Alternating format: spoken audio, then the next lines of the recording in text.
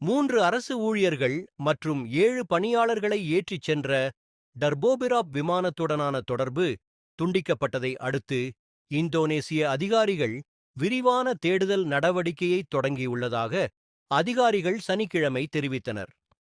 உள்ளூர் தேடல் மற்றும் மீட்பு நிறுவனத்தின் தலைவர் முகமது ஆரிஃப் அன்வர் விமானம் கடைசியாக அறியப்பட்ட இடத்திற்கு அருகில் மக்காசரின் எல்லையை ஒட்டிய மரோஸ் ரீஜென்சியில் உள்ள ஒரு மலைப்பகுதிக்கு குழுக்கள் அனுப்பப்பட்டுள்ளதாக நிறுவனத்திடம் தெரிவித்தார். இந்தோனேசிய விமான போக்குவரத்து விமானம் யோககர்த்தாவிலிருந்து புறப்பட்டு தெற்கு சுலவேசியில் உள்ள மக்காசருக்குச் சென்று கொண்டிருந்தபோது உள்ளூர் நேரப்படி மதியம் 1 மணிக்குப் பிறகு தகவல் தொடர்பு துண்டிக்கப்பட்டதாக மீட்புப் பணியாளர்கள் AFP செய்தி வெளியிட்டுள்ளனர். கடல் வளங்களை வான்வழியாக